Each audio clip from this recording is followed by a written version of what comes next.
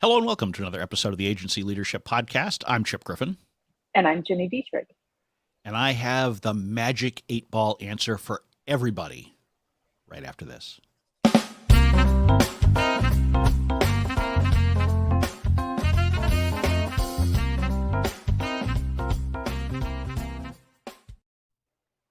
Wouldn't it be nice if we just could get that magic answer to our questions? It's simple. It's the silver bullet. It's the one thing we need to know, and after that, it all comes easily. I mean, listen, I would love it if I could live my life by the magic 8 ball. Is today going to be a good day? Yes. Am I going to make a lot of money? Yes. How much money am I going to make? More than $1 million? Decidedly so. Great. Awesome. You spent a lot of time with the magic 8-ball in the past, I I guess, have a, but I have a 9-year-old. yeah. See, I haven't seen a magic 8-ball in a really long time. Yeah. So, 9 years. so no, we're not actually going to bring out the magic 8-ball, but I was struck by the fact that in my inbox over the last 48 hours, I've gotten at least 3 emails with the general theme that here's the one number that you need in order to track your business. A couple of them were agency related, and one was not, but it just struck me. People are just hungry for that single KPI, that one number that I need to keep an eye on, and I will know if I've got a good business or not. Yeah, I mean, that comes as no surprise, right? We're generally, as human beings, pretty lazy. We like instant gratification and we want the easy way. It's the reason that fad diets exist. It's the reason that get rich schemes exist, and it's the same thing in our businesses. We want the one thing that's going to help us be successful as fast as possible. And it reminds me of a Seinfeld episode, as many things do. And this was an episode where Kramer was pretending to be the movie phone, and so I forget which friend is calling, and he's pretending to be movie phone. He's like, if you want to see movie X, hit 1. If you want to see movie Y, hit 2. And no buttons being pushed. He finally says, why don't you just tell me what movie you want to see? And we all want that simple, just someone Yeah, tell us yeah, what do we need to know? What do we need to do? yeah, absolutely. I mean, I am not immune to that at all. Same thing. If you could give me one thing that said, okay, this is going to determine the success of your business, I'd be like, all right, let's do it for And there sure. are a lot of folks out there who will try to convince you Of that course. there is one simple formula, one simple plan, one simple metric that you can use in order to run a good agency. I fundamentally disagree with that. I think that there are things that you can look at. There are some commonalities that can be helpful to inform your decision making and inform your structure and processes and all that. But I don't believe that there is one number to rule them all that you all can just use and kind of wash your hands when you're done and say, "Yep, it works." So one of the things that always makes me laugh is when people say to you, well, how much revenue per employee should I count on? Or what kind of utilization should I look at? Or, they're always asking you these kinds of questions. And as you say at the very end of this podcast, every episode, the answer is always, it depends, right? So I love it when people come at you with these questions. I can sit back with my popcorn. I'm like, oh, this is going to be awesome. Let's watch this, because it's you don't believe, and I don't either, in the idea that there is a one size fits all in how we run our agencies. There are way too many other factors that come into it. And look, it would be nice if there was this sort of thing, but Sure. there isn't. And you've mentioned a couple of the really popular metrics that folks will tell you need to pay attention to in your agency. The first one being revenue per. Originally, it was per employee, and then as contractors started to become utilized more by agencies, people have done it by FTE or full time equivalent. So you start trying to figure out how you count those contractors who work for you.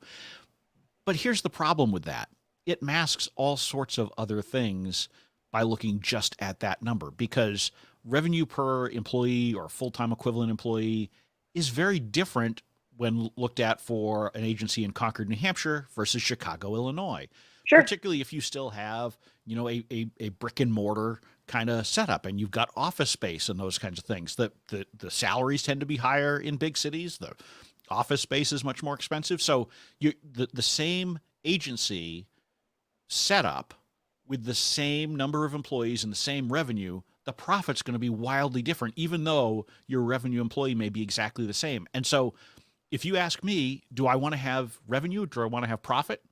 I'm always going to tell you profit. Of And if you're course. an agency owner and you're not telling me that you're focused on profit, I'm going to ask why. Why are you so worried about revenue? Worry about profit.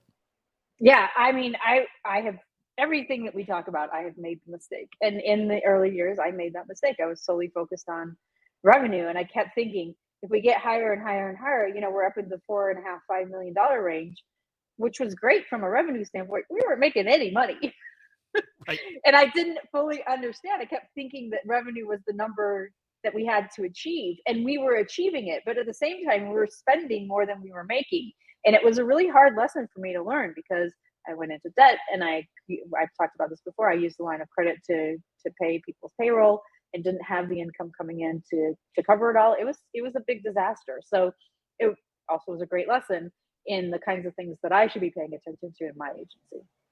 Yeah, and it's I mean it's one of those things where revenue is exciting because first of all it's always fun to win new business, right? I mean, Absolutely. Yep. nobody that I know who's ever run a business has said, "Oh, yeah, I won a new client yesterday."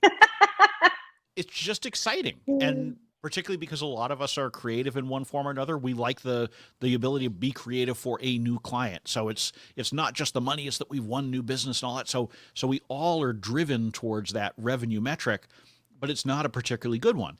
And if you're doubting me here, I would encourage you, particularly if you're a PR agency, go to O'Dwyer's, take a look at their list of largest independent PR agencies that they publish every year, and on that, they will show you the total revenue and the number of employees. And if you do that, and if you actually run the numbers on it, you will see that the range in revenue per full time employee varies tremendously. Everything from under $100,000 all the way up to nearly half a million. Yep. If that doesn't tell you that that's a bad metric to look at, I don't know what does. Because nobody's going to argue that their top 100 list of PR agencies is a list of unsuccessful agencies, Right. right? Right. I mean, Right. look, I Yes. mean, rankings aren't the be all and end all, certainly, and I'm not encouraging people to really fixate on this kind of stuff. I mean, I'm not a huge fan of ranking lists of any kind, whether it's the Inc. list or the O'Dwyer's list or PR Week or whatever, but they are out there and you can look at them. And if you look at them, you will realize that this is just bunk to focus on revenue per employee because it's all over the map. So, how can that be a legitimate metric for you to use to check the health of your agency? And not only that, but as you're growing your agency, there are things that your team is going to have to focus on that's not billable. It's not, you're not going to generate revenue from it. Some of it might be mentoring younger colleagues, some of it might be training, some of it might be speaking for business development or to get for brand awareness. There's a whole bunch of things that your entire team will focus on that is not client related and not billable. When you're in a big agency, you have there's a team that focuses on that, and that's all they do. They only do new business. They only do marketing for the agency. They only do sales. Like there's a piece to that. But and so when you're in a big agency, your team focuses solely on client work. But in your agency, everybody's going to be doing everything, and so you can't compare yourself to the big agencies because it's totally different. Well, and that's a perfect segue to one of the other metrics that you mentioned earlier that is another popular, the one metric to rule them all, which is looking at employee utilization. So, what percentage of your employees' time is billable? And so, this is the kind of thing where I get asked this question all the time. I see it posted on Reddit and elsewhere. What percentage of time should my account manager bill? What percentage of time should my directors or vice presidents bill? You know what? Don't focus on that because now if you start measuring something you're going to start managing towards it, and we've talked Yep. about some of these billable kind of issues in the past. And if you are taking an account manager and saying you need to be 85 to 90% billable, they're going to do one of two things. They're either going to lie to you and tell you that that's what they've done because that's what you want to hear, Mhm. right? And it's the path of least resistance. Nobody wants to get yelled at and told, no, you're doing too much of this, so they'll just hide some of the time that they're doing on non-billable stuff and probably overwork, which Yep. in some cases may even be a legal issue because Yep. maybe they're entitled to overtime, and if they're not telling you, guess what? Even if they don't report it, if they're actually working it, you're still on the hook. Which, believe me, years ago when I found that out, I was just completely befuddled, and it seems totally wrong to me. If an employee tells me I'm working less than 40 hours a week, and I have no reason to disbelieve them. I don't think it's right to hold me responsible as an employer. But guess Right. what? A lot of Too bad. jurisdictions, it doesn't Right. matter. You're Right. expected to know, Right. which is even harder today with remote employees and all that kind of stuff. But so you've got this problem where they're either going to lie to you in order to get those numbers, or you're not going to be able to do all of the things that you need to do in order to develop your team. The team meetings, the one-on-ones, the staff training, all of these things that help you to build a better team over the long term, you're going to shy away from, and your team is going to shy away from because you're so focused on getting these utilization rates to where you want them to be. And again, utilization rates don't tell you how much money you're making as an agency owner. It doesn't tell you profitability. At the end of the day, if you're a small agency, and almost everybody who's listening to this is, that should be where you're focusing most of your energy and effort. Yeah, and I will tell you, made this mistake too. Coming from a big agency, we were measured against utilization, and it was they took our utilization and they said, okay, 95% of your 40 hours has to be billable, but we still had to do administrative work and you know new business meetings and staff meetings and professional development and travel and all that stuff that wasn't billable, and suddenly you're working 100 hours a week.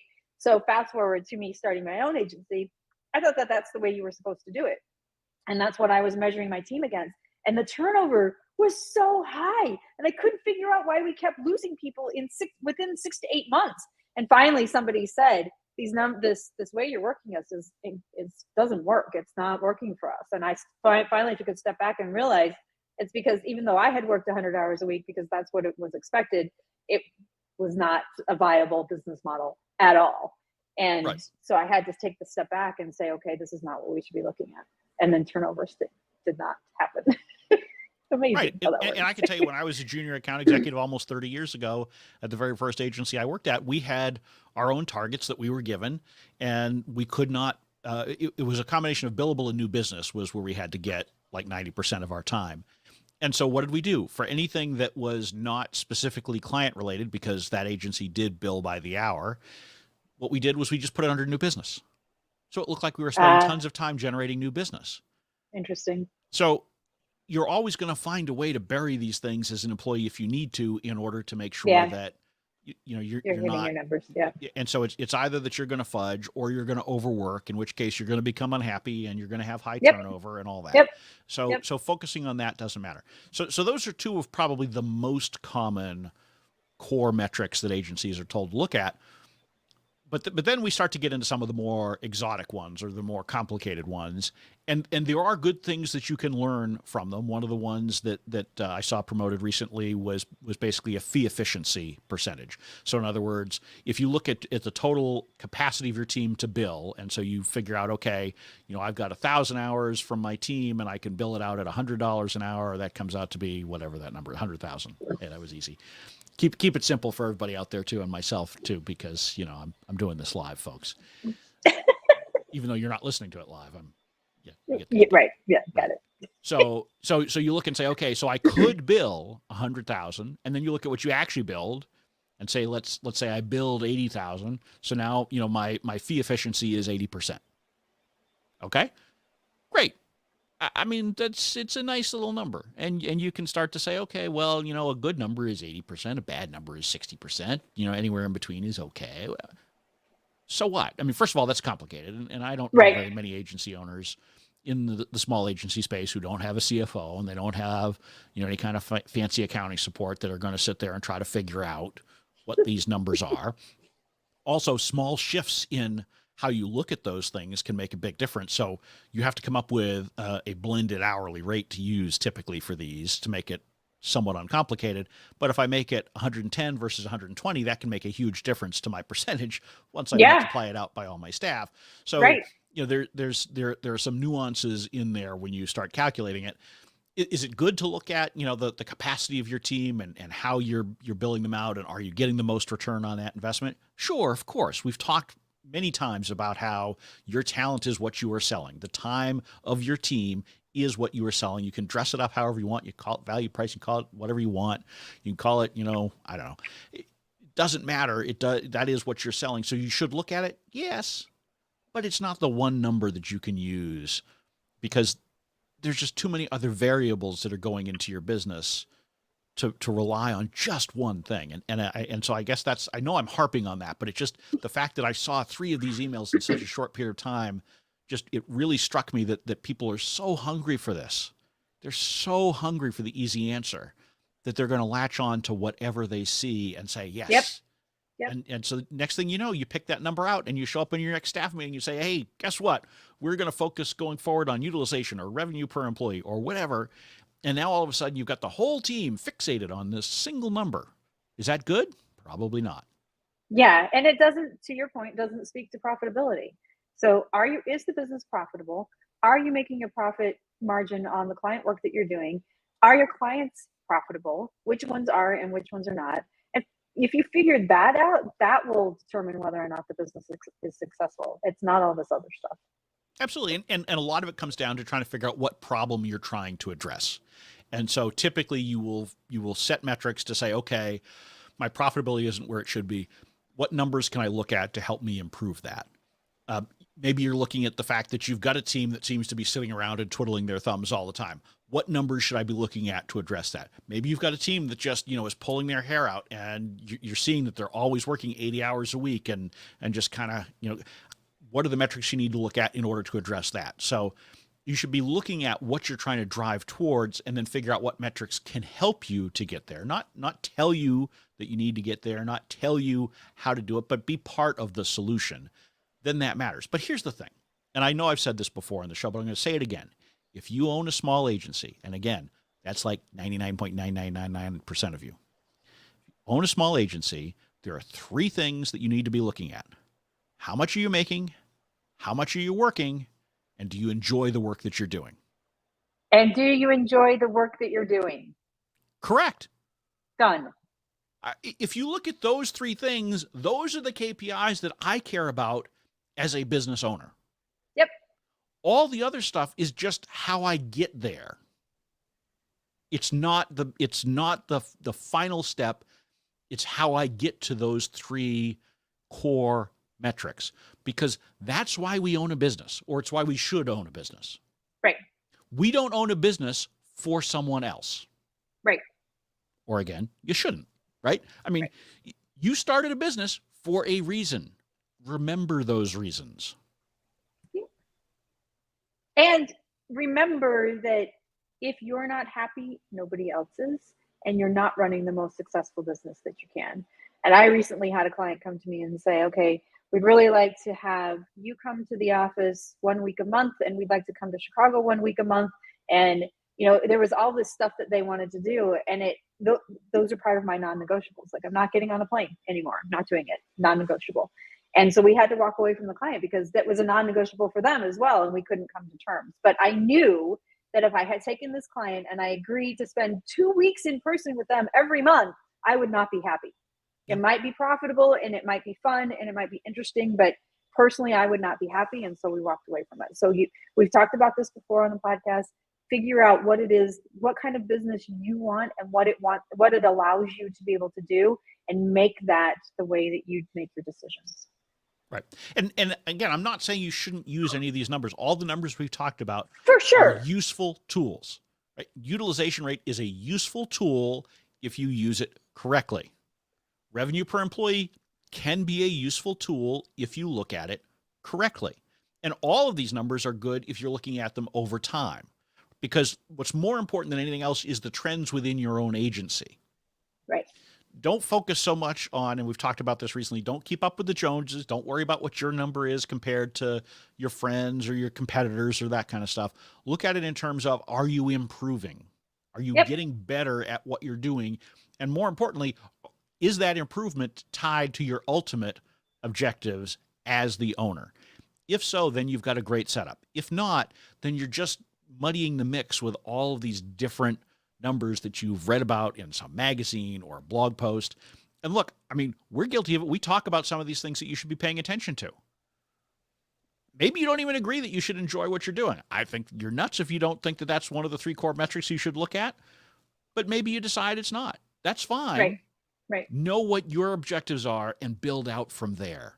Don't just do not buy into any of these things that tell you this is the one number that will tell you if you're healthy. This is the one number that will tell you if you're headed in the right direction. This is the simple magic formula for success in your agency. These things don't exist. They do not exist. And just like fad diets and get rich schemes, nothing happens overnight. You have to do the hard work. It takes a long time. You have to have a plan and you have to book the plan. And you have to listen to great podcasts like this. Agency But Leadership Podcast is the place you should go every single week to hear episodes where we tell you the cold, hard facts, even when you don't want to hear them. So yes, we do. we appreciate you taking the time to listen to this episode. I'm Chip Griffin. I'm Ginny Dietrich. And it depends.